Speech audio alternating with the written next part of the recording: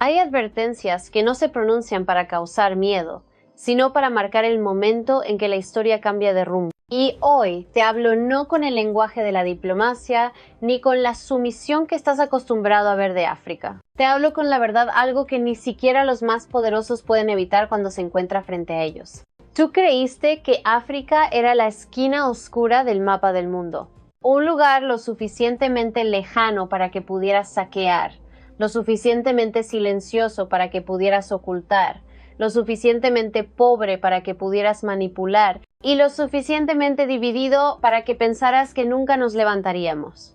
Pero entonces, un solo número pequeño traicionó toda la red que construyeron durante 37 años. 14 toneladas de oro desaparecieron entre páginas secas de estadísticas. Un vacío silencioso entre dos columnas de datos. Una anomalía tan pequeña que cualquier otro gobierno la habría pasado por alto. Pero nosotros no en este momento, no cuando la sangre de nuestros antepasados cayó sobre esas minas durante siglos, de 38 toneladas legales a 52 toneladas realmente producidas. Es de diferencia para ti solo un hueco contable, pero para nosotros es el llamado de la tierra profunda, el llamado de una verdad que exige ser revelada. Cuando vimos ese error, supimos una cosa: detrás de los números pequeños siempre hay secretos grandes. Y detrás de ese gran secreto hay un país acostumbrado a vivir en la sombra. Netanyahu, te equivocaste. Y te equivocaste gravemente. Pensaste que el oro africano sostendría para siempre el presupuesto oculto del Mossad. Pensaste que al mundo no le importaría. Pensaste que la gente que sostiene una pala en las minas nunca tendría voz. Pensaste que seguiríamos viviendo en silencio. Pero no, el día del silencio terminó. No solo vimos el error de 14 toneladas, seguimos su rastro. Y por primera vez en la historia, la oscuridad de ustedes abrió una grieta lo suficientemente grande para que entrara la luz. Desde esa grieta seguimos las huellas de cada israelí en nuestro territorio, cada punto de reunión, cada vuelo, cada bolsa de dinero sucio, cada cuenta offshore, cada llamada encriptada, cada barra de oro rehecha para cambiar su superficie. Vimos toda la red, Netanyahu. Y lo que más te aterra no es que la hayamos encontrado, sino que la hayamos entendido. La entendimos por completo. Y cuando un continente que durante tanto tiempo fue despreciado comprende claramente quién lo saqueó, el momento de hacer justicia se vuelve solo cuestión de tiempo. Hoy contamos desde el principio para que el mundo sepa que el despertar de África no nació en una reunión ni en una revolución. Comenzó con un pequeño error en un informe aparentemente insignificante. Y de ese error nació una tormenta. Ese error de 14 toneladas no solo me hizo detenerme, hizo que toda la sala quedara tan silenciosa que pude escuchar claramente el sonido del bolígrafo al caer sobre la mesa. Los oficiales de seguridad, los expertos financieros, gente acostumbrada a informes cargados de cifras, todos se miraron entre sí. Cada mirada decía lo mismo: hay algo muy grave aquí y lleva demasiado tiempo pasando. Ordené que me presentaran todos los datos de los últimos 3 años, luego de los últimos 5, luego de los últimos 10, y año tras año ese agujero seguía apareciendo. Estaba ahí, pequeño pero persistente, como una grieta en una losa de concreto. Nadie le presta atención, pero basta tocarla en el punto exacto para que toda la estructura colapse. Miré el mapa de producción minera nacional, con cada cifra saltando ante mis ojos. 48 toneladas, 51 toneladas, 53 toneladas, 49 toneladas. Nunca habíamos exportado menos de 38 toneladas y nunca habíamos declarado la cifra real extraída. No solo un año, sino 15 años seguidos. Ninguna fluctuación del mercado podía explicar eso. Ningún incidente en las minas podía justificarlo. Ninguna razón administrativa podía ocultar la verdad evidente. El oro estaba desapareciendo frente a nosotros. En ese momento me levanté y di una orden corta.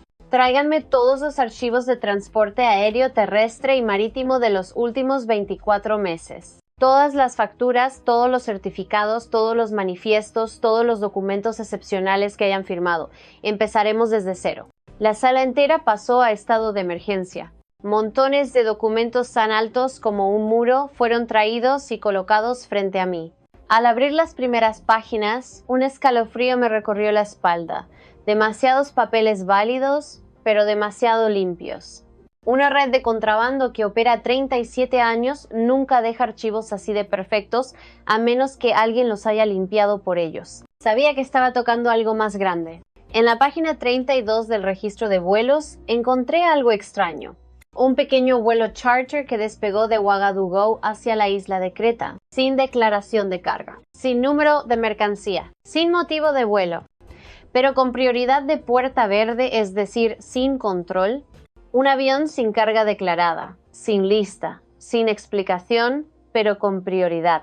Nadie hace eso a menos que algo extremadamente valioso esté escondido en el vientre del avión. Encerré esa línea en rojo, luego a los pocos minutos la segunda línea, luego la tercera, y cuando llegué a la línea 19, supe que ya no estaba frente a un simple caso de evasión fiscal.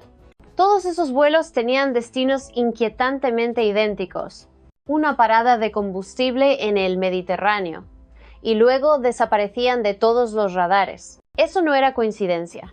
Tampoco era el modo de operar de contrabandistas pequeños. Ese era el patrón claro de una red militar o de inteligencia altamente sofisticada. Todos esperaban mis siguientes palabras. Hablez despacio, firme. Estamos enfrentando a una organización con suficiente dinero, tecnología y experiencia para borrar sus huellas. Pero olvidaron algo. No pueden esconder toda su existencia detrás de estas hojas de papel. Ordené activar el código rojo dentro del sector de inteligencia, revisar cada carga de oro que sale de las minas, colocar nuevos dispositivos de rastreo en cada transporte, vigilar a cada comerciante, cada intermediario, cada depósito de refinación, analizar los datos satelitales de vuelos inusuales. Y cuando miré el primer panel, donde los puntos rojos que representaban los vuelos secretos comenzaron a encenderse, entendí que el informe de las 14 toneladas era solo la punta del iceberg. Las pequeñas perturbaciones en la oscuridad nos estaban guiando hacia la gran llama de una verdad enterrada durante 3 décadas. Y habíamos tomado una decisión. Esa verdad tenía que ser desenterrada, fuera donde fuera que nos llevara. Cuando los primeros puntos rojos aparecieron en el mapa, lo único que se escuchaba en la sala era el sonido del proyector y la respiración pesada de quienes estaban presenciando algo que superaba todas las expectativas. Un vuelo secreto puede ser casualidad. 2 vuelos pueden ser coincidencia. Pero 19 vuelos idénticos en 2 años, eso ya no es una señal. Es una firma. Y esa firma no podía pertenecer a nadie, más que a una red que operaba en la oscuridad. Ordené formar un equipo especial de investigación, con el nombre en clave Equipo Sombra. Personas que no solo investigaban con documentos, sino con los ojos y los pies puestos en la tierra. Antiguos oficiales de inteligencia, gente que había infiltrado pandillas criminales, que había permanecido 48 horas enterrada en el polvo para registrar una sola transacción. Todos fueron convocados. Ustedes van a acabar a bajar al barro y a encontrar aquello que ellos creen que nunca verán. Lo dije, y vi a cada uno asentir. Para desmantelar una red de 37 años, teníamos que aprender a pensar como ellos, como quienes están acostumbrados a vivir en las sombras y esconderse detrás de una fachada comercial. El primer punto apareció en las afueras de Ouagadougou, donde las minas artesanales se extendían como cicatrices sobre la tierra. Envié a 2 agentes disfrazados de comerciantes que compraban oro al por menor. No usaron vehículos oficiales ni llevaron nada que los vinculara al gobierno, se mezclaron con los demás como extraños buscando oportunidades. Y solo pasaron 48 horas cuando enviaron un mensaje cifrado. Los hemos visto. Un grupo de hombres extraños, hablando hebreo mezclado con inglés. No compraban al precio del mercado. Pagaban en efectivo en el acto, 20% menos, pero rápido, sin hacer preguntas, sin papeles. Para la gente pobre esa era una oportunidad que nunca rechazarían. En ese instante entendí por qué esta red había sobrevivido tanto tiempo. No era porque fueran buenos escondiéndose, era porque alimentaban la pobreza para convertirla en puerta abierta al saqueo. Desde el primer punto avanzamos al segundo, luego al tercero. Centros de acopio de oro surgían en pleno centro urbano, parecían oficinas comerciales legales, con licencias, letreros y empleados locales. Pero cuando nuestro equipo de vigilancia arrancó la máscara, encontraron cosas que ninguna empresa honesta tendría. Paredes insonorizadas, hornos móviles, cuartos de almacenamiento sin cámaras y, lo más importante, una lista de clientes con solo 3 palabras: Tel Aviv Hub. No actuamos todavía. Seguimos observando, callados en la oscuridad, como ellos mismos habían actuado durante tantos años. La noche número 19, un agente envió un video crucial. En la grabación borrosa solo se veía una sombra empujando barras de oro rehecho dentro de una valija metálica. Una voz dijo: "Este va para Bamako. Preparen el código Delta 7. Delta 7, man. Conocía ese código. Solo se usaba para vuelos en los que no se controlaba el contenido de la carga, generalmente en operaciones de inteligencia o militares extranjeras. En ese momento todas las piezas encajaron. Oro en la mina Copio en la ciudad, fundición carga en vuelos Delta 7, desaparición del radar, reaparición en Tel Aviv como oro legal. Una cadena completa, precisa, sin una grieta. Pero ellos no sabían que esa perfección era su mayor error. Porque la perfección no existe en el mundo real, solo aparece cuando alguien intenta esconder algo. En la 8ª semana obtuvimos la prueba de oro. Una conversación entre 2 enlaces, grabada con un dispositivo delgado como una uña. Ten cuidado con el cargamento de Burkina, ahí están empezando a controlar más. No importa, no saben nada, llevamos haciendo esto desde 1987. Ese número me dejó inmóvil. 37 años. 37 años saqueando mi país. 37 años de gente muriendo en túneles para financiar operaciones secretas en otro lugar. 37 años de recursos fluyendo a los bolsillos de otro país, mientras nuestros niños en las zonas rurales estudiaban bajo techos rotos. No, ni un día más. Esa misma noche ordené convocar al Consejo Especial de Seguridad. Habíamos encontrado la sombra, ahora era el momento de llevarla a la luz. Cuando la información 1987 resonó en la sala de reuniones, nadie pudo seguir sentado. 37 años no es el tiempo de una banda criminal. Es el tiempo de una arquitectura, de una máquina construida, ajustada, protegida y alimentada a lo largo de generaciones. Y para destruir una máquina así, no podíamos golpear la superficie. Teníamos que diseccionarla. Me paré frente a la pantalla electrónica y presioné un botón. En la pantalla apareció la red no como un simple diagrama, sino como un sistema nervioso extendido por toda África Occidental. Cada punto era una persona, cada línea una transacción, cada flecha un vuelo, y el origen de todo conducía al mismo lugar: Tel Aviv. Comencé por el primer nivel, el nivel del polvo rojo. Ese es el nivel más bajo, el que toca directamente la tierra. El nivel de los mineros artesanales, de quienes arrancan con sus propias manos cada gramo de oro de la roca. Los grupos israelíes aparecían en las minas como comerciantes, llevando efectivo y la promesa de comprar ahora, sin preguntar el origen. Pagaban de 15 a 20% por debajo del mercado, pero pagaban al instante. Para los pobres, dinero ahora siempre vence a precio alto. No necesitaban propaganda, no necesitaban amenazas, solo necesitaban explotar la desesperación. Segundo nivel, el nivel de acopio. Aquí el oro llegaba a oficinas que se presentaban como empresas privadas, letreros brillantes, licencias completas, incluso pago de impuestos, todo para parecer legítimos. Pero dentro de esas oficinas había salas secretas de fundición, donde el oro era derretido y refundido en barras nuevas, cambiando el patrón geológico del manto de origen, convirtiendo el oro de Burkina en oro sin nacionalidad. En la pantalla mostré imágenes de un centro en Ouagadougou, paredes insonorizadas, filtros de aire, luces industriales, registros sin nombres reales. Una instalación tan sofisticada que vista desde fuera ni siquiera el gobierno podría reconocerla. Tercer nivel, el nivel del vuelo invisible. Este fue el nivel que más frío me provocó. Vuelos charter sin declaración de carga, con prioridad para pasar por áreas de seguridad usando el código Delta 7. No aparecían en registros comerciales, no tenían número de mercancía, no tenían código logístico, solo existían unos minutos en el radar y después desaparecían como si nunca hubieran despegado. Eso ya no era contrabando, era un corredor privilegiado de una agencia de inteligencia. Cuarto nivel. El nivel de lavado de oro en Tel Aviv. Aquí el oro llegaba a refinerías certificadas internacionalmente. Era procesado de nuevo, marcado como Israeli Origin y colocado en el mercado mundial como mercancía legal. En el instante en que la barra lleva sello israelí, cualquier rastro africano desaparece por completo. Quinto nivel. El nivel de la sombra financiera. Este es el nivel final, más profundo que todos los demás. El dinero proveniente de la venta del oro fluía por tres rutas principales: financiar operaciones del Mossad en África, sobornar funcionarios para mantener abiertos los accesos ocultos, repartir ganancias a los grupos de contrabando dentro de la red, cuentas offshore, empresas fantasma, transferencias disfrazadas bajo inversión tecnológica. Todo era la fachada de un sistema que drenaba la sangre de un continente. Cuando terminé de analizar los 5 niveles, la sala quedó sumida en silencio. Nadie habló, porque nadie quería ser el primero en decir lo que todos pensaban.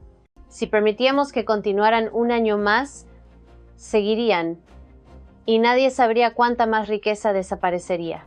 Apoyé la mano sobre la mesa y dije cada palabra con claridad. No estamos enfrentando un caso de contrabando, estamos enfrentando a un país. Un país con una red incrustada en las minas, en las ciudades, en los aeropuertos, en los libros financieros. Y para destruir a un país en la sombra, teníamos que hacer algo que nadie había hecho antes: golpear los 5 niveles al mismo tiempo. La reunión terminó con una decisión pesada como una montaña: prepararse para la operación más grande en la historia de África Occidental. Cuando terminó la reunión donde diseccionamos la red, vi claramente 2 estados en la sala: la indignación contenida de quienes acababan de ver la verdadera herida del país, y el miedo creciente de quienes entendían que estábamos a punto de tocar a una fuerza capaz de responder con violencia. Pero este no era momento para temblar. El país había perdido 37 años. No podíamos perder ni un día más. Ordené que todos los miembros del Consejo de Seguridad Nacional permanecieran. La puerta se cerró con llave, el ruido del pasillo desapareció. Todas las miradas se enfocaron en mí. Debemos tomar una decisión, dije. No una decisión pequeña, una decisión que marcará la historia. El general Diallo, quien había comandado las operaciones más grandes en el norte, habló primero.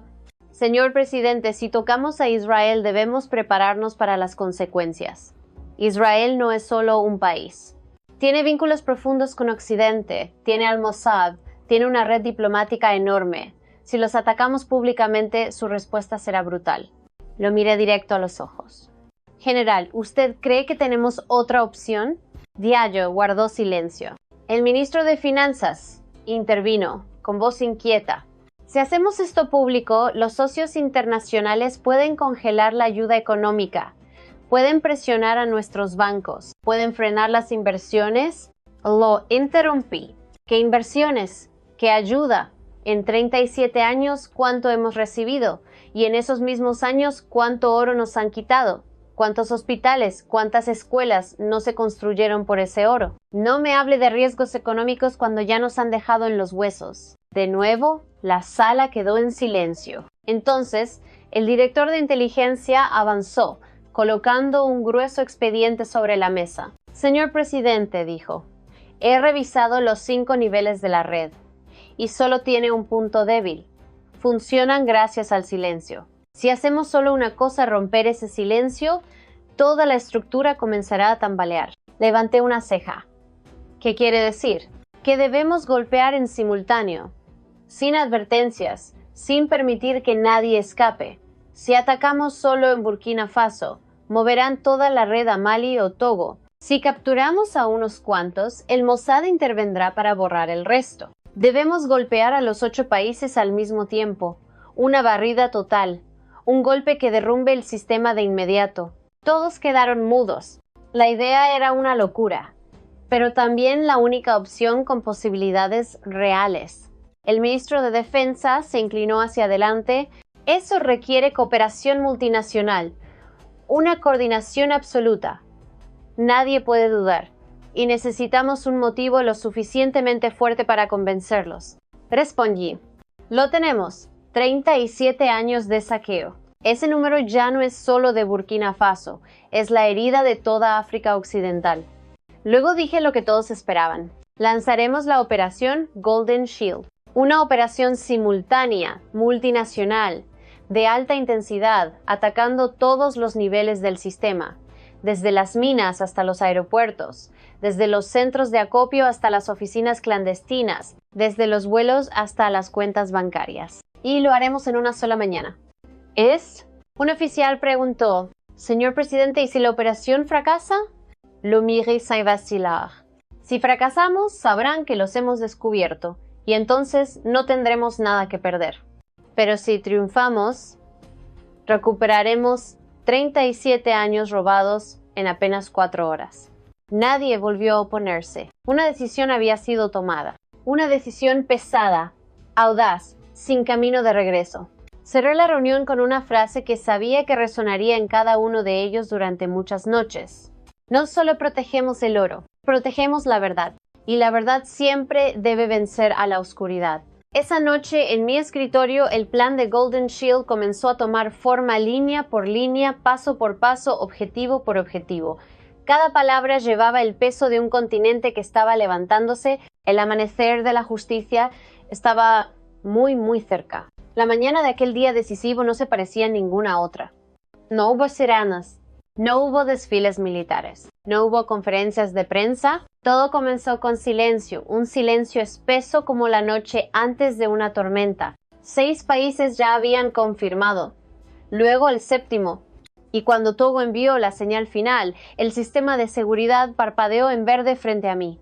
Todo estaba listo. 4:32 de la madrugada. Yo estaba en la sala de mando mirando el mapa de África Occidental encenderse con puntos dorados, cada punto un objetivo, cada objetivo un eslabón de una red que había drenado el continente durante 37 años. Nadie habló, nadie se movió. Todos esperaban mi señal. Una sola orden, un solo respiro, un solo top, en Peace and Golden Shield. De inmediato el mapa estalló como una tormenta eléctrica. En Ouagadougou, 340 comandos nuestros se dividieron en 23 equipos, irrumpiendo en cada centro de acopio disfrazado bajo letreros comerciales. Las puertas de acero volaron al mismo tiempo. Aquellos que se creían intocables fueron tirados al suelo antes de poder hacer una llamada. En Bamako, 280 soldados malienses entraron directo en las refinerías clandestinas. Los hornos ardientes fueron apagados en minutos, y las barras recién moldeadas quedaron incautadas como pruebas vivas.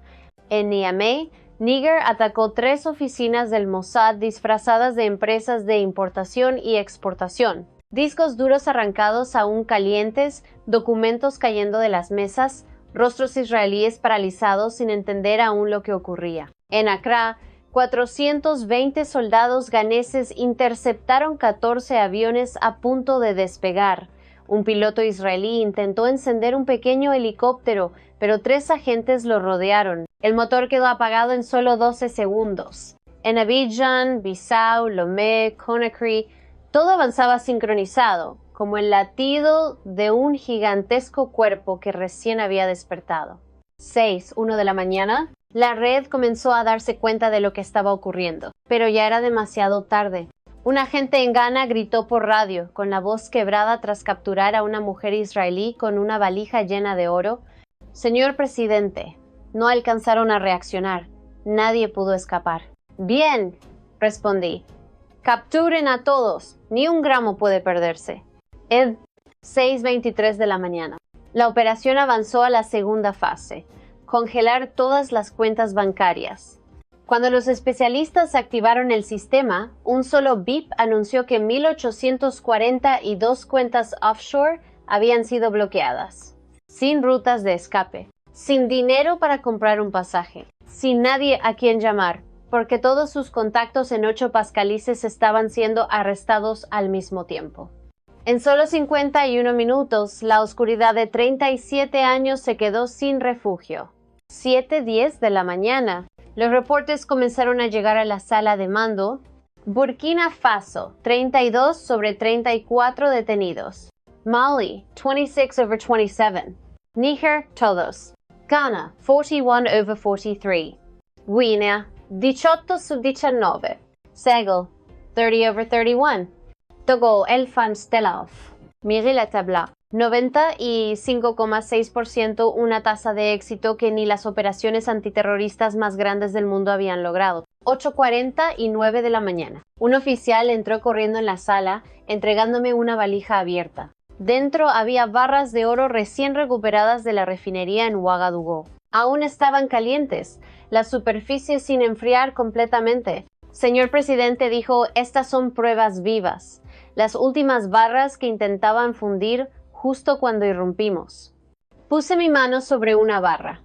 Estaba caliente como la tierra del Sahel al mediodía. Y en ese instante entendí que la operación no solo había sido exitosa, había puesto fin a una era. 10 de la mañana. Salí frente a las cámaras de la televisión nacional. Cuando vimos ese error, supimos una cosa. Detrás de los números pequeños siempre hay secretos grandes. Y detrás de este gran secreto, hay un país acostumbrado a vivir en la sombra. Netanyahu, te equivocaste. Y te equivocaste gravemente. Pensaste que el oro africano sostendría para siempre el presupuesto oculto del Mossad. Pensaste que al mundo no le importaría. Pensaste que la gente que sostiene una pala en las minas nunca tendría voz. Pensaste que seguiríamos viviendo en silencio.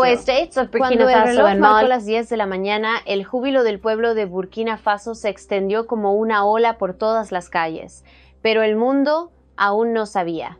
Solo veía señales borrosas en los medios internacionales, algunas líneas de alerta sin confirmar, unas pocas imágenes difusas de fuerzas especiales irrumpiendo en edificios.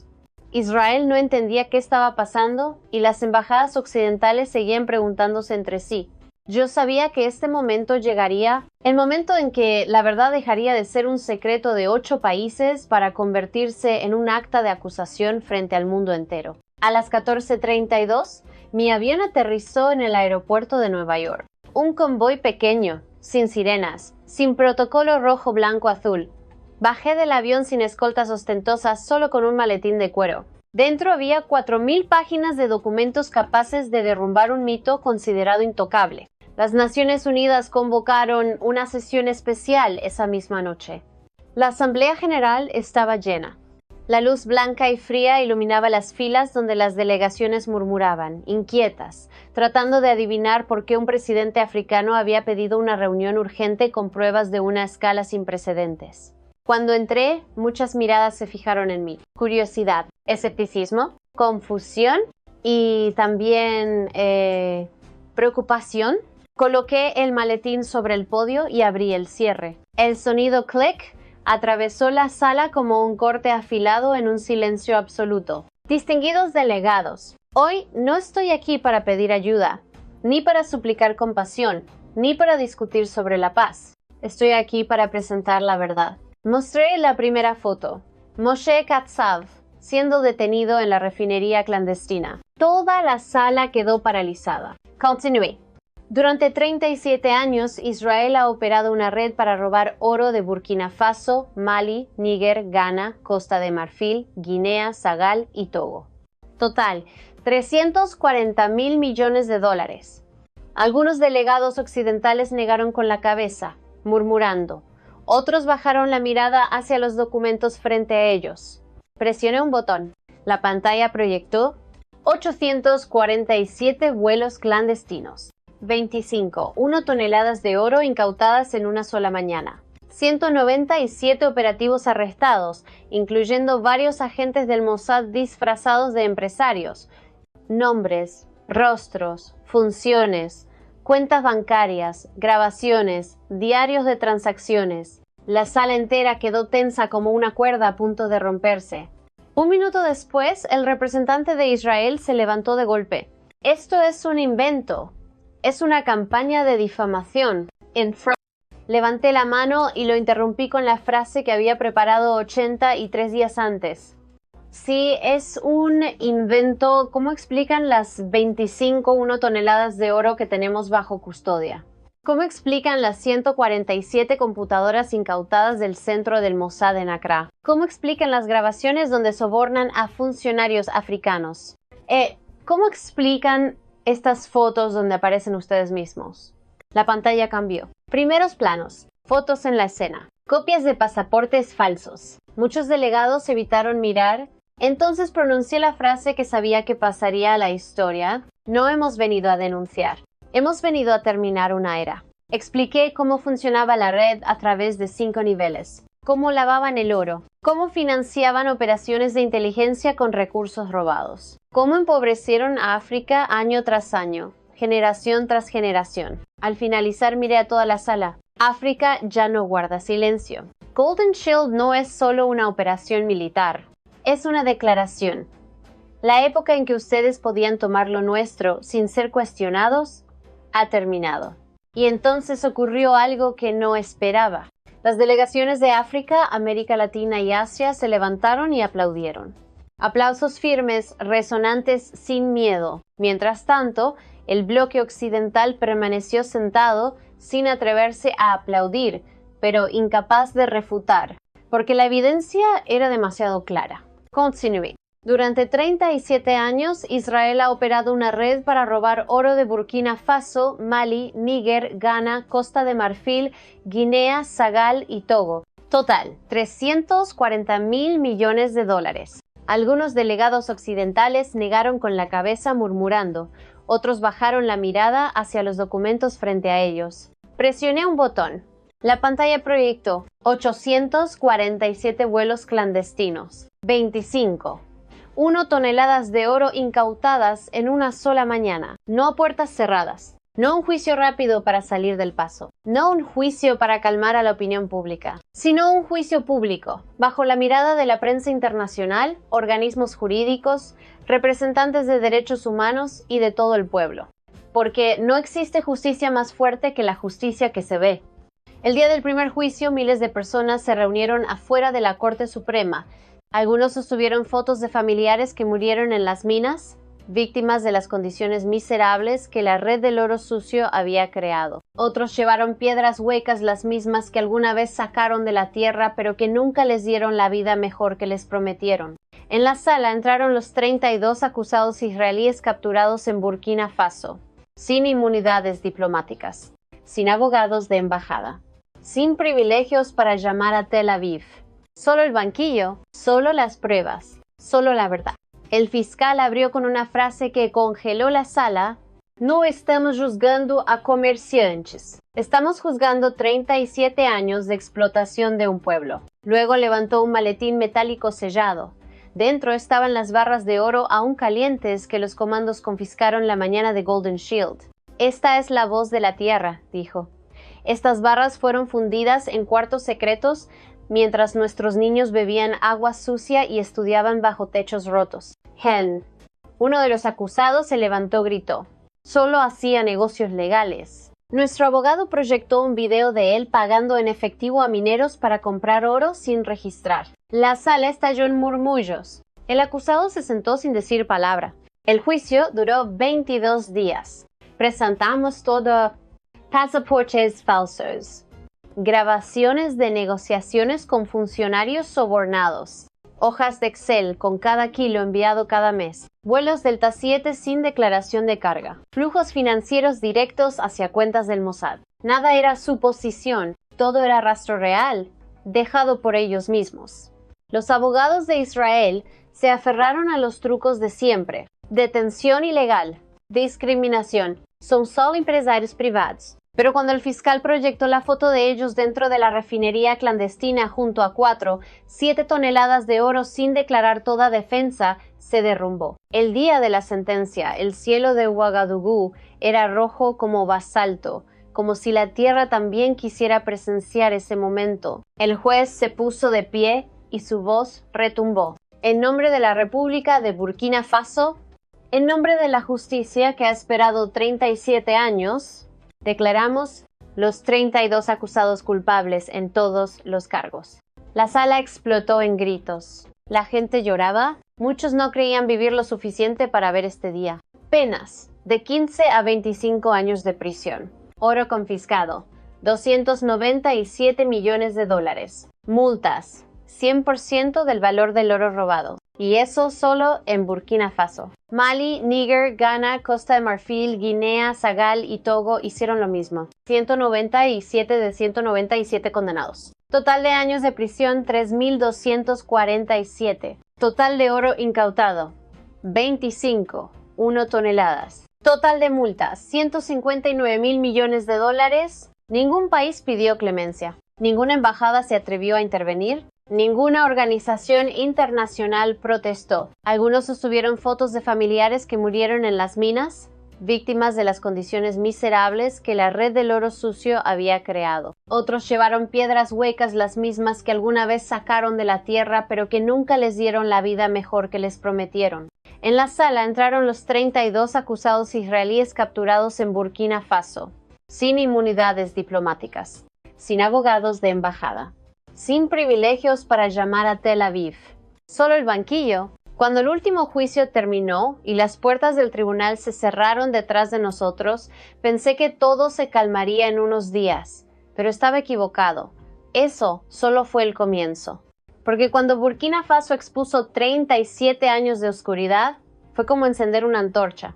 Y en este continente, donde los secretos sobre los recursos han sido enterrados demasiado tiempo, la luz viaja más rápido que cualquier fuego. La noticia recorrió África en cuestión de horas.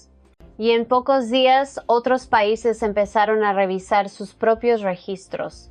Congo fue el primero en enviar un equipo especial a las minas de diamantes en Kasai. Nunca habían sospechado un problema grave, pero al comparar los datos de exportación con la producción real, quedaron atónitos. Casi $900 millones en diamantes desaparecían cada año. Semanas después, 47 ciudadanos belgas fueron arrestados en Kinshasa. Una red que los congoleños creían un socio de larga data, resultó ser un mecanismo de saqueo durante 19 años. Tanzania tampoco se quedó atrás. Cuando Golden Shield se volvió tendencia en los medios africanos, un experto tecnológico en Dar es Salaam envió un correo al gobierno alertando sobre señales satelitales inusuales cerca del lago Victoria. La investigación comenzó de inmediato. El resultado sacudió al continente. Una red china robaba oro por valor de $340 millones al año, operando a través de puntos de tránsito en Zanzíbar, 67 estados. 2. Toneladas de oro incautadas. Varios funcionarios locales destituidos ese mismo día. Kenia, confiada en el control de sus aguas, también quedó sorprendida. Cuando su unidad naval revisó los datos ACE, descubrieron que 17 barcos pesqueros chinos desaparecían del radar cada vez que entraban a aguas kenianas. Un comportamiento con solo una explicación: pesca ilegal. La persecución duró 11 horas y terminó con Kenia remolcando los 17 barcos hasta el puerto de Mombasa.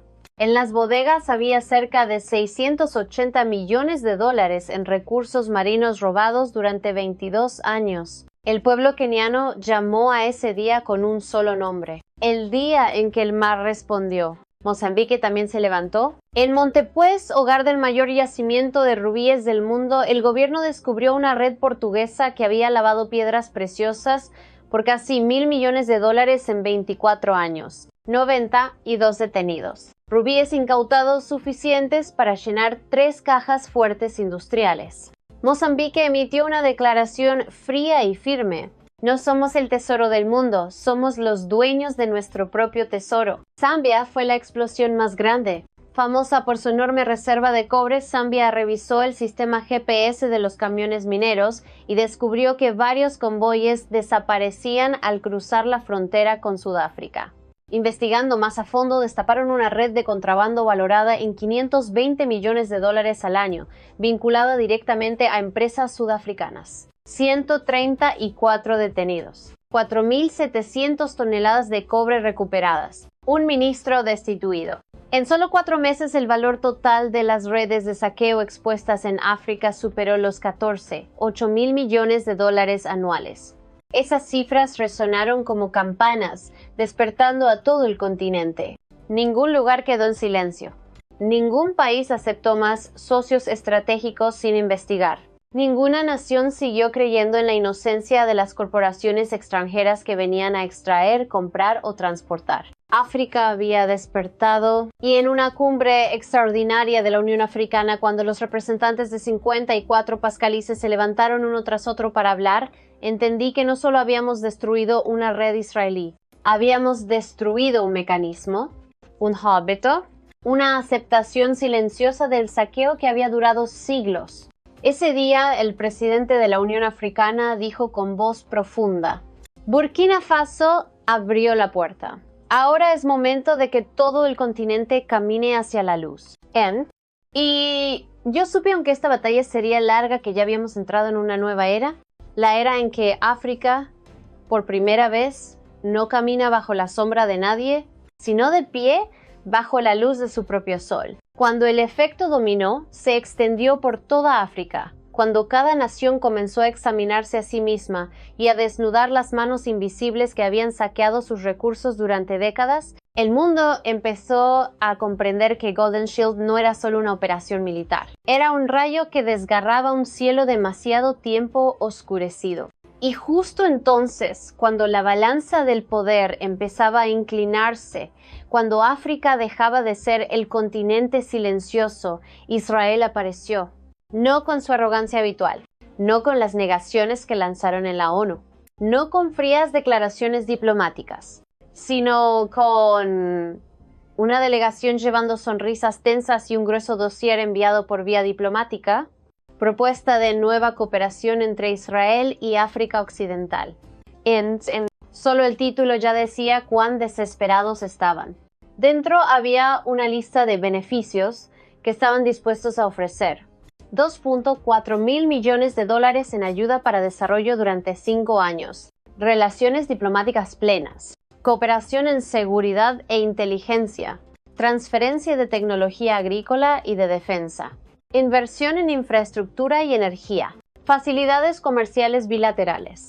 Pero lo que me hizo sonreír no fue el dinero. Fue la línea pequeña al final de la página 17. En reciprocidad, los países de África Occidental considerarán liberar a los ciudadanos israelíes condenados y cerrar todas las investigaciones en curso. Cerré el documento en silencio. Eso no era una disculpa, no era una admisión de culpa, no era responsabilidad, era un intento de compra. Una vez más, creían que África podía comprarse con dinero el mismo dinero que nos robaron durante décadas. No respondí de inmediato. Quería escuchar lo que Israel realmente pensaba. Días después, una fuente en Medio Oriente me envió una transcripción interna, una conversación entre sus asesores. La red en África Occidental no puede recuperarse. Debemos preservar las redes en Sudamérica y Asia. Si no calmamos a África Occidental, compartirán su método de investigación con el mundo. No podemos permitir que expongan al Mossad globalmente. Negocien con ellos, pero no admitan nada. Ni una palabra sobre justicia, ni una sola frase sobre el sufrimiento causado. No había arrepentimiento, solo cálculo. Fue en ese instante que tomé mi decisión. Respondería públicamente. Ese día, en una conferencia de prensa frente a más de 40 periodistas internacionales, levanté el documento israelí y dije: Israel quiere cooperar con nosotros. Israel quiere ayudar. Israel quiere restaurar relaciones. Pero Israel no quiere admitir 37 años de saqueo. Abrí el documento y mostré la última página. Nos piden liberar a sus criminales. Nos piden borrar la verdad. Nos piden olvidar 340 mil millones de dólares robados. Me detuve, miré directo a la cámara y dije: Burkina Faso no es un niño que olvida porque le dan un dulce. África Occidental no es un bazar para regateos. África no es la caja de caridad de nadie. Luego presenté 10 condiciones, 10 puertas que Israel jamás podría cruzar si no era con honestidad. Reconocer públicamente los 37 años de robo organizado, porque la luz solo continúa viajando cuando alguien la lleva consigo. Y hoy esa persona eres tú. No pedir clemencia para los 197 condenados públicamente. Concluí: si Israel no puede cumplir estas 10 condiciones, toda conversación termina aquí. África no necesita disculpas. África necesita respeto. Esa misma noche, Israel rechazó todas las condiciones. Nos llamaron irracionales, excesivos. Pero yo sabía la verdad. No era que no pudieran disculparse. Es que si se disculpaban una vez, tendrían que hacerlo en muchos otros lugares donde hicieron exactamente lo mismo. Y así, el capítulo final del enfrentamiento Burkina Faso, Israel terminó con una verdad evidente. Ellos nos perdieron porque nunca nos vieron como iguales. Y nosotros los rechazamos porque aprendimos al fin a ponernos de pie. Cuando se anunció la decisión de rechazar a Israel, muchos me preguntaron, ¿vale la pena? ¿No es demasiado dura la postura? ¿No nos agotará enfrentarnos a una potencia? Yo solo los miré y dije, ningún país se agota por defender su verdad, pero muchos se han destruido por abandonarla. África ha soportado demasiado. Demasiadas generaciones convertidas en sombras bajo las minas, extrayendo un oro que nunca pudieron tocar. Demasiados niños creciendo en una tierra rica, pero viviendo en una pobreza absoluta. Demasiados años nos enseñaron que nuestra voz no era lo suficientemente fuerte, que nuestro dolor no era lo suficientemente importante. Pero Golden Shield demostró lo contrario. Por una vez en la historia, África no solo se levantó, África se irguió, sin inclinar la cabeza, sin temblar, sin negociar sobre una verdad distorsionada. Después de que Israel rechazó las 10 condiciones, pensé que intentarían contraatacar, pero los sobreestimé. No hubo represalias, no hubo sanciones, no hubo amenazas. Solo hubo silencio. Un silencio pesado como piedra, como si entendieran que todas sus acciones estaban expuestas ante la luz y no tenían ya ninguna autoridad moral para cuestionar nada. En Tel Aviv reinaba el caos político. En África, una unidad nunca antes vista. Y en las semanas siguientes, decenas de países enviaron mensajes agradeciendo a Burkina Faso por abrirle los ojos al continente. Y así, el capítulo final del enfrentamiento Burkina Faso, Israel terminó con una verdad evidente.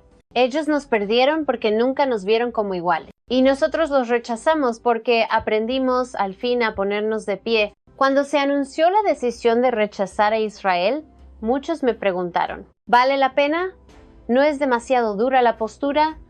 ¿No nos agotará enfrentarnos a una potencia? Yo solo los miré y dije, ningún país se agota por defender su verdad. Se ejecuta en el corazón de millones de africanos cuando por primera vez entienden que los recursos no son una maldición. Se vuelven maldición solo cuando los entregamos a otros. Una tarde, al pasar por una mina ya cerrada, un niño corrió hacia mí, tomó mi mano y preguntó, ¿ahora ya no se llevarán nuestro oro, señor? Me agaché, miré sus ojos negros y puros ojos que generaciones antes nunca tuvieron la oportunidad de hacer esa pregunta y respondí, no, ahora nuestro oro alimentará a nuestra propia gente. El niño sonrió y entendí que Golden Shield no fue solo una operación militar ni solo un golpe contra la oscuridad. Fue un regalo para los niños de África, un nuevo comienzo. Un comienzo donde crecerán en un continente que ya no será saqueado como lo fue para sus ancestros. Un comienzo donde los recursos no serán robados, sino protegidos como el alma misma de la Tierra Madre. Y ahora, cuando esta historia llega a su fin, quiero que no viva solo en los libros de historia, sino en cada persona que la escuche, que la vea, que la comparta, porque la verdad solo es fuerte cuando se transmite. Si sientes que esta historia merece ser escuchada, si crees que África merece respeto, si crees que la justicia nunca llega tarde, deja un comentario, comparte, suscríbete al canal para que cada historia resuene más lejos y más fuerte. Porque la luz solo continúa viajando cuando alguien la lleva consigo. Y hoy esa persona eres tú.